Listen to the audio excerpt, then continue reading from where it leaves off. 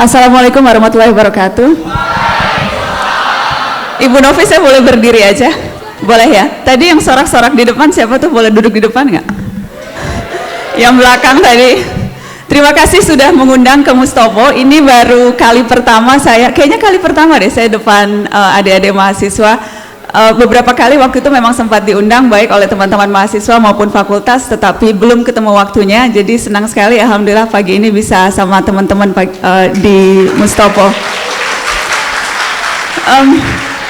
Saya selalu senang kalau bisa ketemu teman-teman mahasiswa karena saya selalu teringat pengalaman waktu di kampus. Ini adik-adik rata-rata semester 2 ya? Semuanya semester 2. Masih bingung apa sudah mulai paham gimana jadi mahasiswa?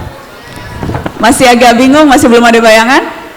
Nggak apa-apa sih, wajar, bahkan sampai semester 4, semester 5 itu masih sangat wajar, masih merasa gamang. Saya bahkan jujur sampai akhir pun lulus, pada saat nulis skripsi itu saya masih yakin saya lulus ini akan jadi pengacara karena saya fakultas hukum. Dan fakultas hukum itu kita ada pembidangan, ada pidana, perdata, litigasi internasional, ada dagang. Saya sejak semester 3, semester 4 saya berasa, wah saya lulus nih pasti jadi pengacara nih. Pilihannya 3, pengacara, hakim atau jaksa, karena saya senang, saya selalu senang melihat sidang-sidang. Selalu hobinya juga waktu itu ikut lomba sidang-sidang. Jadi sampai skripsi, sampai akhir saya selesai kuliah, bayangan saya lulus ya kerjanya di kantor pengacara, bersidang di pengadilan atau jadi hakim pakai toga. Tetapi di semester akhir, pada saat selesai, hampir seluruh selesai masa kuliah yang saya ambil, ada waktu luang, masih males nulis skripsi, cari alasan mengulur-ngulur waktu nulis skripsi, saya membaca ada lowongan magang di RCTI, membuka magang reporter siapa yang mau 3 bulan waktu itu kalau tidak salah masa magangnya di RCTI. Saya mencoba itu Mbak Novi, 3 bulan saya belajar bagaimana bekerja di televisi, dan selama 3 bulan pengalaman saya di televisi itu membuyarkan semua rencana selama 4 tahun di fakultas hukum yang tujuannya lulus mau jadi pengacara atau jadi hakim. Jadi kalau sekarang, apalagi baru semester 2 begitu ya, masih belum yakin, masih bingung, mungkin masih galau, jangan-jangan memilih fakultas yang tidak tepat, tidak apa-apa, wajar, karena bahkan sampai akhir pun, atau bahkan sudah berkarir sekalipun, masih terbuka peluang untuk memilih bidang yang lain.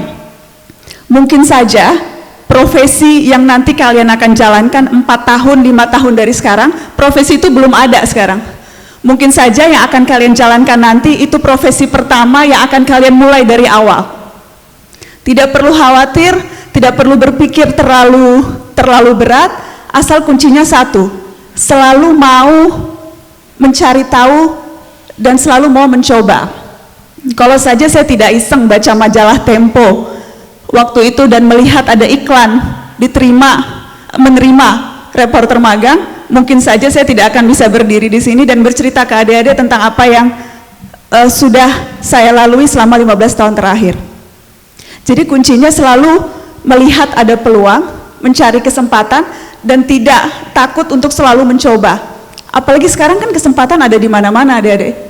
Kita di sosial media, kita bertemu orang di jalan, nemenin ibu ke kawinan, ketemu om atau tante, selalu buka kesempatan untuk berbicara dengan orang lain dan cari tahu, siapa tahu ada peluang yang bisa kita kerjakan di situ. Jadi jangan menutup diri terlalu awal untuk pilihan-pilihan dalam hidup. Itu yang mau saya katakan. Adik-adik, saya sudah 15 tahun, baru sih hitungannya itu kalau di televisi baru 15 tahun, karena ada banyak sekali senior-senior saya yang lain yang sudah berkarir hingga puluhan tahun di profesi ini. Berkarir di dunia broadcast itu pilihannya ada banyak sekali.